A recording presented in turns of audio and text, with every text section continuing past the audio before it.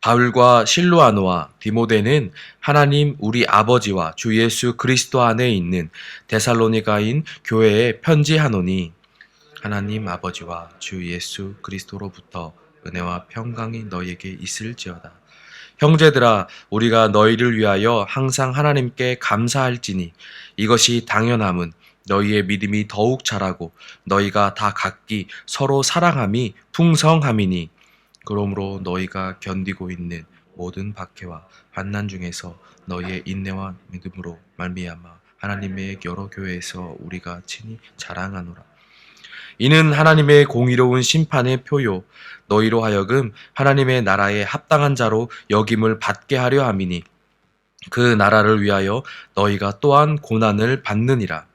너희로 환난을 받게 하는 자들에게는 환난으로 갚으시고 환난을 받는 너희에게는 우리와 함께 안식으로 갚으시는 것이 하나님의 공의시니 주 예수께서 자기의 능력과 천사들과 함께 하늘로부터 불꽃 가운데 나타나실 때에 하나님을 모르는 자들과 우리 주 예수의 복음에 복종하지 않는 자들에게 형벌을 내리시리니 이런 자들은 주의 얼굴과 그의 힘의 영광을 떠나 영원한 멸망의 형벌을 받으리로다.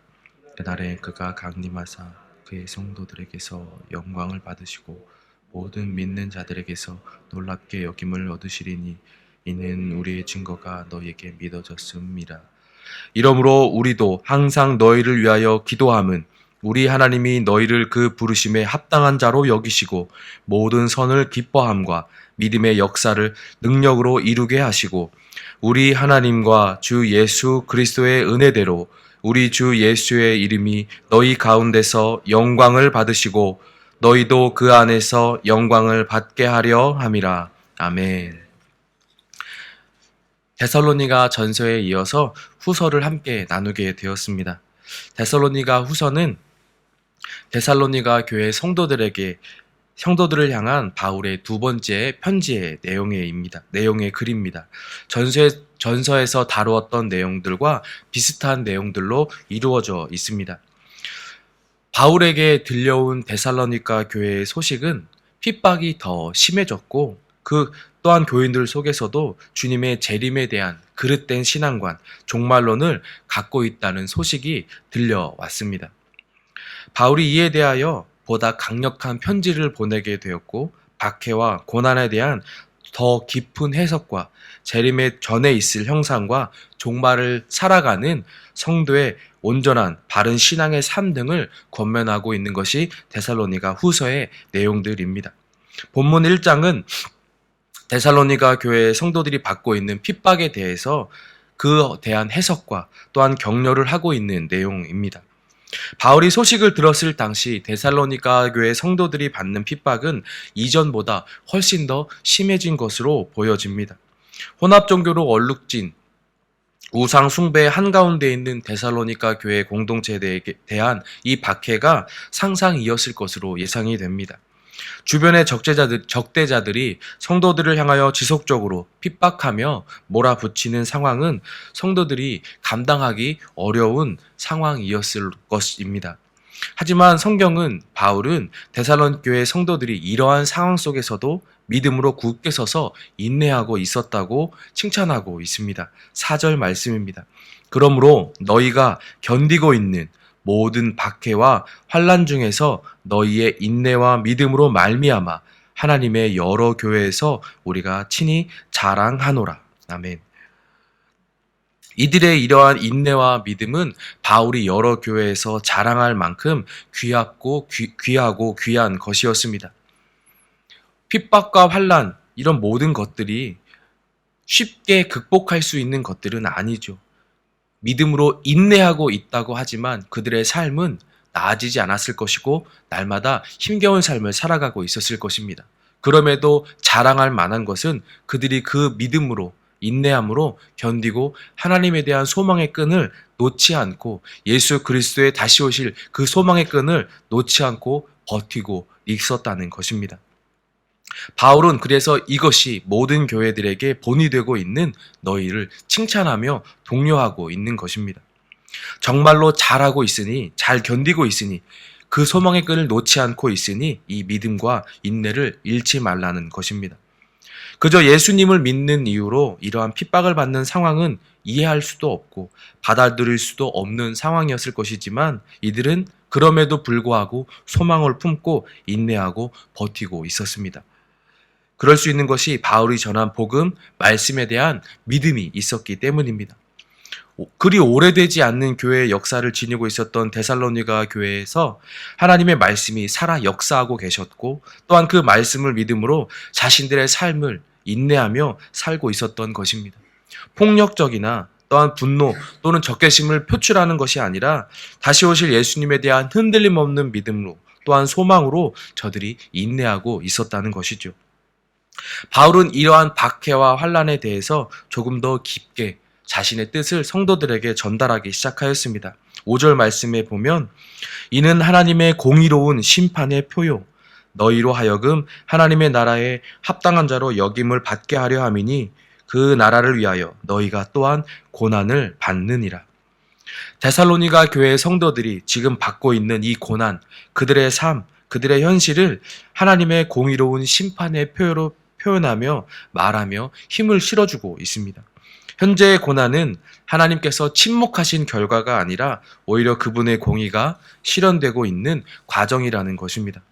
하나님 나라에 합당한 자로 여김을 받게 하기 위함이라는 말로써 그들의 인내하는 삶을 독려하고 하나님께서 침묵하지 않으시고 지금도 이끌어가고 계심을 말하며 그들에게 힘을 되어주며 안심시키고 있습니다. 이어서 바울은 7절 말씀에 환난을 받는 너희에게는 우리와 함께 안식으로 갚으시는 것이 하나님의 공이시니 주 예수께서 자기의 능력의 천사들과 함께 하늘로부터 불꽃 가운데에 나타나실 때에 하나님께서 안식으로 갚아주시는 것이 하나님의 공이라고 말하고 있습니다. 고난 가운데 인내하는 자들에게 하나님께서 함께하고 계심을 그분의 공의는 쉬지 않고 진행되고 있음을 또한 그들에게 종전에는 하나님께서 그들 가운데 안식으로 갚아주실 것임을 말씀하며 그들에게 더 믿고 인내하고 포기하지 말라고 강조하고 있습니다. 또한 바울은 이어서 6절과 8절 말씀에서 박해를 하고 있는 이들에 대한 말씀도 전하고 있습니다. 6절, 8절, 9절입니다. 너희로 환난을 받게 하는 자들에게는 환난으로 갚아주시고 하나님을 모르는 자들과 우리 주 예수의 복음에 복종하지 않는 자들에게 형벌을 내리시고 이런 자들은 주의 얼굴과 그의 힘의 영광을 떠나 영원한 멸망의 형벌을 받으리로다. 주님께서 이 땅 가운데 다시 오실 때에 너희들을 핍박하고 너희들을 고난 가운데 몰아붙였던 자들은 환난으로 갚고 형벌로 갚아주실 것이며 저들의 영원한 멸망의 형벌을 받게 될 것이라고 말하고 있습니다. 그러니 지금의 고난을 믿음으로 인내하고 소망으로 품고 하나님 앞에 나아가는 삶을 유지하라고 말하고 있습니다. 고난받는 성도들에게 공의의 하나님께서 베푸시는 지금의 소망과 장래의 소망 또한 장래의 은혜가 너희들을 기다리고 있다는 것을 기억하라는 것입니다. 이 말씀들을 통해서 우리 그리스도인들이 지금 이 땅을 살아가며 현재에 그리고 또한 미래에 어떠한 소망을 품고 살아야 하는지를 우리는 깨달을 수 있습니다. 이미 오신 하나님의 나라, 장차 임할 하나님의 나라, 이러한 의미에서 우리에게 너무나도 큰 힘이 되고 은혜가 되고 결코 흔들릴 수 없는 소망의 끈이 되어줍니다. 지금 겪는 고난 속에서도 우리는 소망으로 살아갈 수가 있습니다. 장래에는 하나님의 나라에 속하는 은혜를 입기 때문입니다. 이를 위해서 예수님께서 이 땅에 오셨고 이를 위해서 구원을 이루셨습니다. 우리는 이 소망을 품고 있기에 지금을 살 수 있고 또한 주님이 오시고 난 뒤에 우리는 은혜를 누리며 살게 됩니다. 우리들도 우리에게 주어진 삶을 살아가다 보면 아무런 이유 없이 억울한 일들을 당하는 경우가 있습니다. 단지 예수님을 믿는다는 이유로 불이익을 당하고 핍박을 당할 때도 있습니다. 예배 드리러 나오는 그 발걸음, 그 이유만으로 억울한 일을 당하기도 합니다.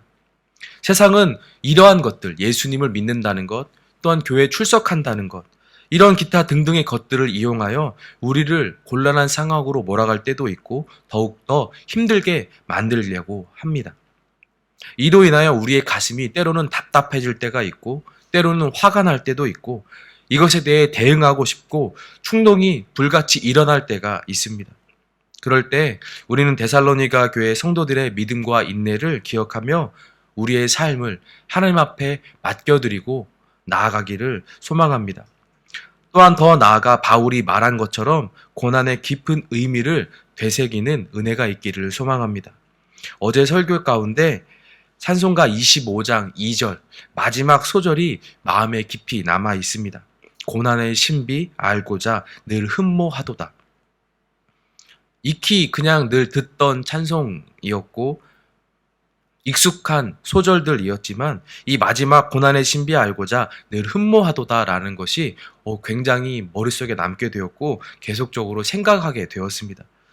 고난이면 고난이지 고난의 신비라고 표현하고 더 나아가 그 고난의 신비를 흠모한다고 고백하고 있는 이 찬송가의 마지막 소절. 그러나 우리는 이것이 어떠한 의미인지 마음 깊이 이미 이해하고 바라보고 있습니다. 그 이유는 우리가 예수 그리스도를 믿는 복된 인생들이기 때문입니다. 그것이 하늘의 소망이 되어지고 그것이 우리의 마음에 품어지고 지금을 살아가고 있기 때문입니다. 우리 가운데 다가오는 고난이 고난으로 끝나는 것이 아니라 그 뒤에 감춰진 신비가 있고 그 신비를 우리가 흠모하며 오늘을 이겨내고 믿음으로 인내하는 삶을 살아갈 수 있는 우리들의 각각 인생들이 되기를 하나님의 이름으로 소망합니다.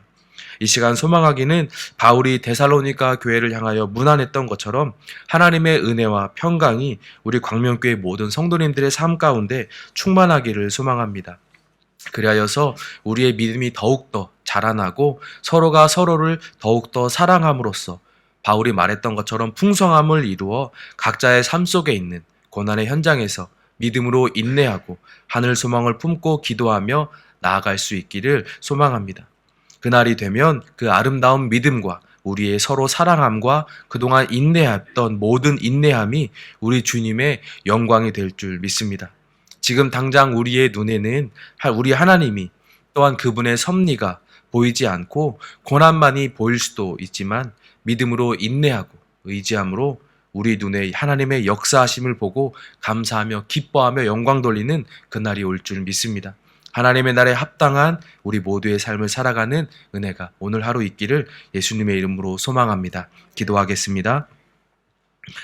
우리를 예수님의 십자가의 보혈의 공로로서 하나님의 자녀로 삼아주시고 하늘의 소망을 품고 오늘을 살아가게 하시니 크신 은혜에 감사드립니다. 하나님, 소망하기는 우리에게 주어진 모든 삶 속에서 내게 고난이 닥쳐올 때 하나님의 나라에 합당한 자가 받는 표임을 기억하게 하시고 믿음으로 인내하며 하나님의 이름을 부르며 의지하게 하여 주시옵소서. 그리하여 우리의 삶이 하나님을 기쁘시게 하는 삶으로 영광 돌리는 삶이 되게 하여 주시옵소서. 성령 하나님, 이 믿음으로 인내하는 걸음을 걸어가도록 함께 하시고 도와주시옵소서. 기도하시고 개인의 기도로 기도하겠습니다. 기도하겠습니다.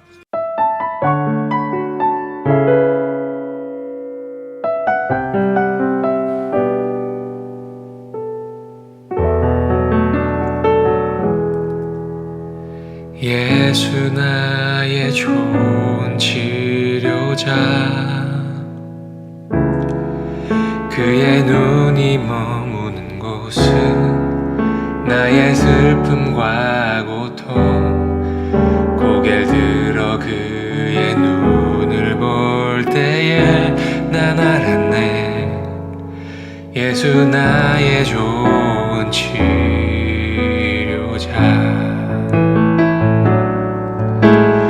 예수 나의 좋은 치료자, 그의 손길이 닿는 곳은 나의 상처와 아픔, 영원히 흐를 것 같았던 눈물 다 멎었네.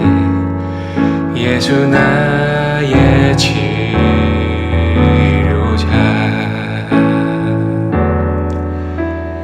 나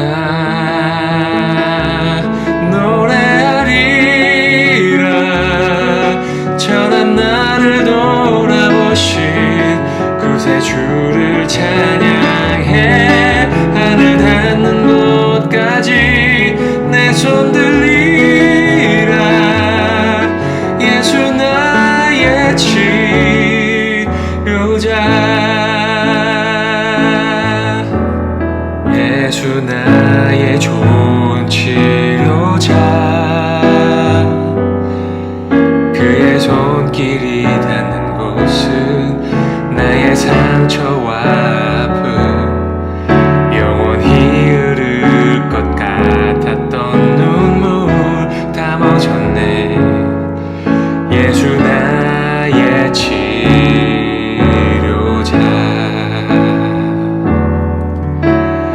나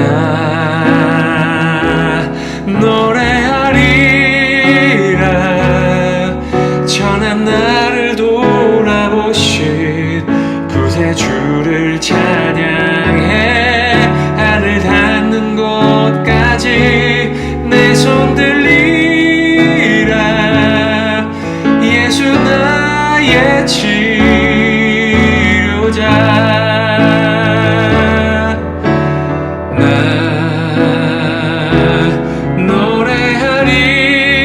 노래하리라 전한 나를 돌아보신 구세주를 찬양해 하늘 닿는 곳까지 내 손 들리라 예수 나의 치료자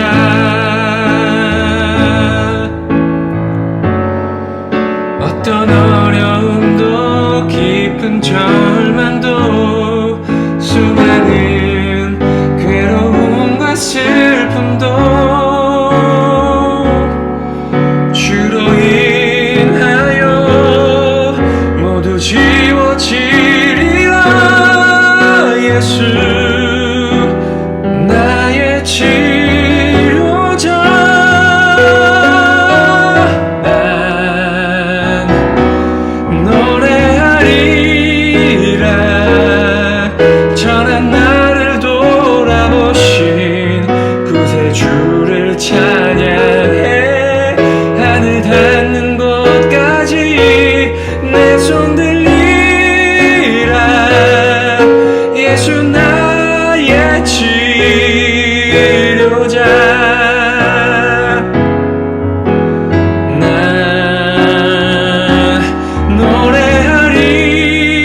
노래하리라 전한 나를 돌아보신 구세주를 찬양해 하늘 닿는 곳까지 내 손 들리라 예수 나의 치료자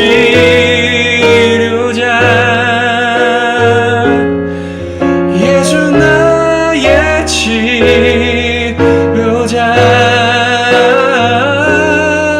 예수 나의 치료자